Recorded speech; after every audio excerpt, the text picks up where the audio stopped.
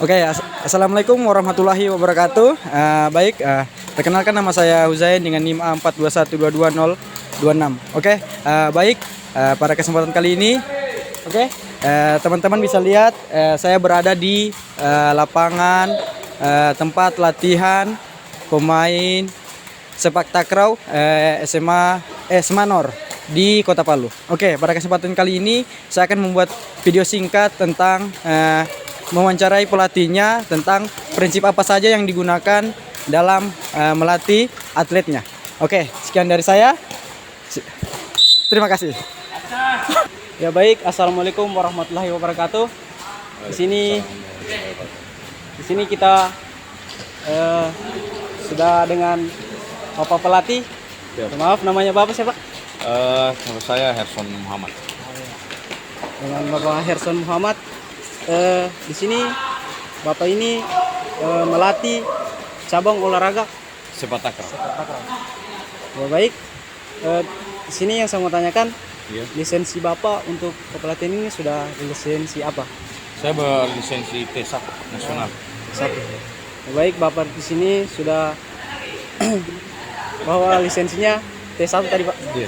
T1. Sekarang ini kami ada di Smanor. Ini kami bersama pelatih Pak apa tadi? Pak Herson. Pak Herson. Iya. Nah, jadi kalau boleh tahu asal Bapak dari mana? Kalau saya aslinya dari Gorontalo. Oh, Gorontalo. Iya. Kebetulan alhamdulillah saya dipercayakan melatih di Semanur itu karena memang saya kan kebetulan saya SN dari Kemenpora. Saya di ASDEP atau Deputi Bidang Peningkatan Prestasi Olahraga. Jadi saya dalam hal ini saya ASN Kementerian, jadi saya diperbantukan di sini untuk melakukan Pembinaan pelatih sepak takraw. Iya. Kalau boleh tahu sudah berapa lama Bapak melatih di? Ya, kalau saya di sini saya kurang lebih Juni 1 tahun. Juni 1 tahun. Juni nanti 1 tahun. Oh, Kurang lebih sudah. berarti mau pas hampir Juni 1 ini tahun. baru 1 tahun. Iya.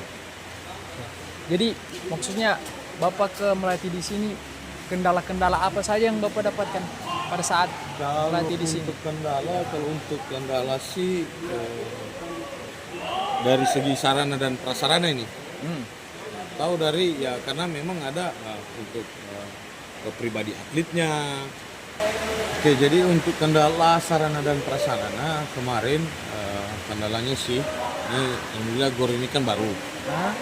GOR ini kan baru. Jadi kendala kemarin kami waktu saya pertama masuk lapangannya belum seperti ini. Jadi kendalanya ketika kena hujan kita terpaksa cari bagaimana bisa meramu program itu tetap jalan dengan posisi hujan, tapi kita cari tempat supaya programnya tetap jalan. Itu kendala sarana prasarananya, Pak. Sarana dan prasarana. Kemudian kendala dari atletnya, Pak. Kalau untuk dari atletnya pas saya masuk memang ada beberapa orang yang memang attitude-nya yang kurang ini, dan itu sudah tanggung jawab saya sebagai pelatih. Saya merubah attitude-nya mereka. Yang awalnya mereka pas saya masuk itu memang mereka ini kurang apa namanya? Kurang kompak. Lari tidak menyatu. Jadi ini tugas saya sebagai pelatih menyatukan mereka. Dan pada awalnya mereka juga jarang masuk sekolah. Mereka latihan tiba-tiba ditahu kan mereka sekolah, ternyata dicek di dalam kelas. Mereka tidak ada. Jadi ini tanggung jawab saya untuk membenahi ini. Dan alhamdulillah sampai sekarang sudah berubah. Oke, Pak. Terus Bapak di sini melatihnya sendiri atau ada pasangannya? Ini ada pasang pelatih putri. Oh, ada Iya, khusus ada. pelatih putri. Iya, khusus pelatih putri. Oh, berarti Saya fokusnya ke putra. Iya. Kalau boleh tahu kejuaraan yang Bapak sudah pernah raih di sini? Kalau untuk kejuaraan kemarin pertama pertama saya bawa anak-anak di Kejurnas Invitasi diinvitasi atau ke Jurnas U18 Iya. di Jakarta. Untuk kami baru sampai di 8 besar. Karena memang ya baru awal, memang olahraga itu tidak ada yang instan, Iya, ya, betul, Pak. butuh proses. Tidak mungkin hanya dalam jangka waktu 1 tahun bisa langsung juara. Iya. Sedangkan ini kan rata-rata mereka yang masuk ke Semanur itu beda dengan PPLP ya. Yang PPLP itu kan memang dari SMP sudah dibina. Kalau untuk di Semanur itu rata-rata yang masuk ke sini ada yang masih kosong, yang harus kita ajari dari teknik dasarnya Dari dasar, awalnya, ya, Pak. dari awal. Nah, itu yang memang kita saya sebagai pelatih memang harus ekstra untuk lebih meningkatkan performa atlet. Dan di Semanur ini lebih tujuan intinya sih untuk jangka panjang. Nanti untuk Sulawesi Tengah, atlet mempersiapkan atlet Sulawesi Tengah untuk menghadapi PON berikut. Dia untuk jangka pendeknya kayak Popnas, Prapopnas. Dan alhamdulillah anak-anak kemarin, meskipun bukan saya yang bawa, tapi saya melatih mereka. Prapopnas kemarin di Gorontalo, mereka mengalahkan Gorontalo. Semanur itu ada 7 orang. 7 orang. Iya, bukan saya yang bawa. Saya yang melatih, bukan saya yang bawa. Nah, ini yang sangat-sangat ya disayangkan. Ya, karena adanya kepentingan yang seperti itu. Jadi saya tetap fokus melakukan pembinaan, dan bukan hanya di Semanur saya lakukan pembinaan, tapi di klub juga ada. Klub yang sudah punya badan hukum, punya legalitas, dan ada 2. Yang satu sementara diurus pengurusan akta notaris. Itu di Kelurahan Pantalan Boya sama Labuan Panima. Dan alhamdulillah sudah berjalan. Sudah berjalan sekarang. Sudah berjalan. Jadi kalau ada yang mau gabung-gabung di klub, itu pembinaan anak SD SMP. khusus anak SD SMP. Khusus anak SD SMP. Oke, baik. Jadi yang mau gabung-gabung di klub, Oke. boleh hubungi coach. Persilakan. Jadi di sini kan Iya, siap. dari ajaran dari dosennya Iya, kan iya. ada 13 prinsip kepelatihan. Iya, iya. Jadi di sini ada prinsip pemanasan Iya. atau pendinginan yang sudah Bapak lakukan. Kemudian ada prinsip kesiapan, prinsip multilateral, terus prinsip individual, prinsip beban lebih, prinsip peningkatan, prinsip kekhususan, prinsip variasi, prinsip latihan jangka panjang, prinsip prinsip aktif berlatih, dan prinsip model, prinsip reliability, dan prinsip pemulihan. Jadi kan ada 13, Pak. Iya. Jadi dari 13 prinsip-prinsip kepelatihan itu, apa yang Bapak sudah pernah pakai dalam prinsip kepelatihan itu? Dan kalau ini 13 ini adalah olahraga prestasi. Iya. Ini olahraga prestasi memang diperuntukkan untuk meraih sebuah prestasi. Jadi alhamdulillah di sini kan di Semanur, alhamdulillah saya lakukan semuanya. Dilakukan semua. Iya, dari stretchingnya. Untuk pemanasan itu kan ada yang statis, Iya. ada yang dinamis, kemudian ada latihan bebannya juga. Kan itu kan ada namanya kan persiapan. Kita bikin sebuah annual plan.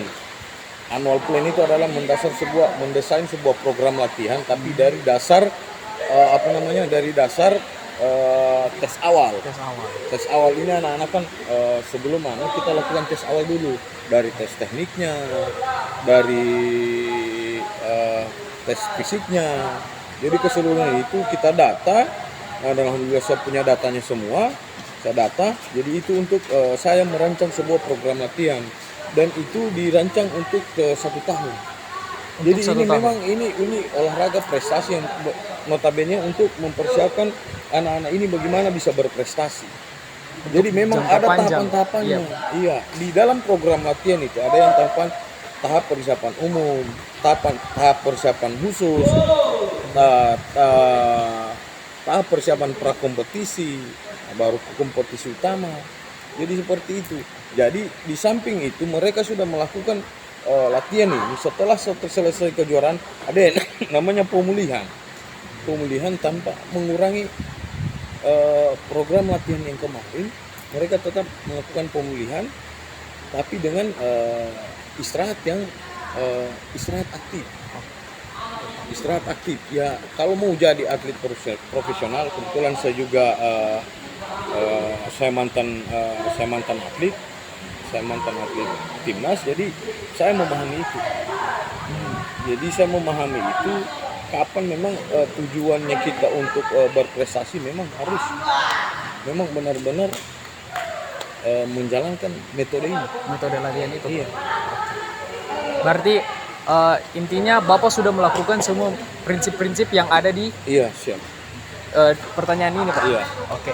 Jadi saya punya satu pertanyaan, Pak. Khusus prinsip variasi. Kan sekarang kita ada penelitian, ini kita ada berempat, Pak, Iya, siap. tentang variasi. Tetapi variasi itu bukan model latihan dalam pembelajaran. Nah, terkait dengan pertanyaan saya, Pak, menyangkut variasi. Itu seberapa penting, Pak, variasi dalam model latihan atau Model pembelajaran? latihan variasi. Iya, Pak. Ini dalam bentuk konteksnya dalam program latihan untuk anak atau di luar. Maksud saya, Pak, kayak pas saat latihan atau saat pembelajaran, kayak kita kan sebagai guru, Pak. Iya, kita. betul. Saya paham, Nah, saya pasti kalau kita cuma monoton ke satu teknik itu itu sangat dibutuhkan untuk melakukan variasi latihan. Dan saya banyak saya tipikal pelatih yang modifikasi. oke, Pak. Saya mau modifikasi program latihan dengan tujuan dan sasaran yang sama, sehingga tidak akan terjadi yang namanya bosan. Nah, Ini saya meramu bagaimana saya mengevaluasi diri saya ketika menjalankan sebuah program. Ketika itu saya melihat, kan saya ambil video. Kebetulan saya konten kreator juga, saya sedang melatih saya video. Jadi ketika ada ini saya evaluasi diri saya perbaiki, di mana letak kesalahannya. Jadi di samping saya melihat kelemahannya anak-anak juga, saya mengevaluasi diri saya. Jadi saya, program ini yang harus ini, saya variasikan lagi. Saya modifikasi. Jadi banyak model latihan modifikasi yang saya bikin. berarti modifikasi ini sangat penting dalam, Sangat penting. iya, Pak, karena kebanyakan anak-anak itu kalau monoton ke satu gerakan itu pasti bosan, ya, Pak. Pasti bosan, sangat bosan. Jadi memang dibutuhkan pelatih itu. Saya pribadi, pelatih itu sangat sulit. Kenapa? Bagi orang yang mau berprestasi. Betul itu. Tapi kalau hanya sekedar cari nama, gampang. Tapi kalau orang pelatih yang mau berprestasi sangat sulit. Karena bagaimana dia memikirkan bukan dirinya sendiri, tapi bagaimana dia connect dengan atletnya. Dari jiwanya dia harus connect. Ini adalah pekerjaan yang sangat sulit. Bagaimana jiwa anak-anak ini bisa masuk ke dalam, sehingga mereka gampang diarah. Itu intinya sebagai pelatih. Bukan hanya sekedar begini passing, begini servis, bukan hanya datang di lapangan yang tidak. Tapi bagaimana saya sebagai seorang pelatih, saya jadi bapaknya mereka, saya jadi kakaknya mereka, saya jadi orang tuanya mereka, jadi sahabatnya mereka. Dan saya memposisikan di semua itu. Jadi pelatih itu yang memang orang melihat gampang, tapi di luar, di dalam pas sudah ini, kalau memang tujuan saya memang saya orang pekerja keras dari semenjak saya atlet. Saya belajar jadi pelatih sampai sekarang pun saya masih belajar jadi pelatih. Saya bagaimana memposisikan saya harus juara, anak saya harus melebihi dari saya, anak diri saya harus melebihi dari saya. Jadi itu adalah moto saya, bagaimana untuk terus mengembangkan ilmu pengetahuan kepelatihan saya. Karena memang pelatih itu sangat sulit, karena banyak aspek yang ini. Karena memang tujuan saya mau berprestasi, makanya sulit. Dan kalau hanya sekedar cari nama, ya gampang. Datang, Iya, betul, Pak. Selesai. Tapi kalau mau cari prestasi Sulit. Karena bagaimana memikirkan sebuah program ini, apa yang harus saya kasih buat kebutuhan anak-anak untuk kedepannya, sehingga mereka berprestasi. Bukan hanya sekedar mengurusan, tapi mengurus dari bangun tidurnya sampai tidur lagi. Itu adalah pelatih yang bagus. Bukan hanya sekedar di lapangan, tapi pelatih itu dari bangun tidur atletnya sampai dia tidur kembali. Itu dari saya. Oke. Jadi itulah pertanyaan-pertanyaan yang sudah kami berikan. Mungkin ada pesan dan kesan untuk Bapak terkait kami yang mau jadi calon guru atau yang kemudian ada teman-teman lain yang ingin mau jadi pelatih sepak takraw? Kalau untuk sekedar kesan saya, kebetulan saya juga S1 PJKR. Oh, Bapak S1 PJKR? PJKR saya. PJKR Untat? Bukan, di UNJ. Oh, Saya PJKR juga, alhamdulillah saya juga PJKR. Jadi saya memahami ini ya memang cuman memang saya basicnya di atlet memang jadi saya tidak ambil guru. Tapi memang luar biasa ketika ada teman-teman yang mau jadi guru ya kembangkan itu. Selagi kita mau berusaha pasti ada jalan. Perbaiki. Saya sekedar masukan buat adik-adik ya. Contoh untuk kita input. Menginput misalnya melihat siswa yang kita kasih masuk di sini.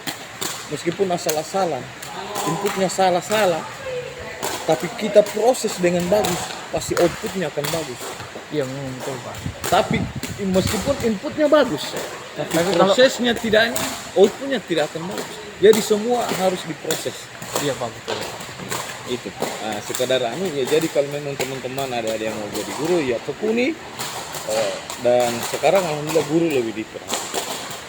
Jadi tekuni itu, jadi kembangkan diri kalian, apa yang kurang dan jangan cepat puas. Selalu belajar.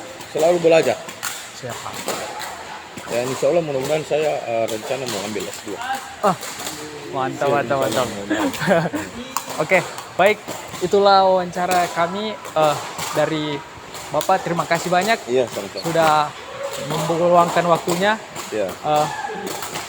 Oke, teman-teman, mungkin hanya itu video singkat kami.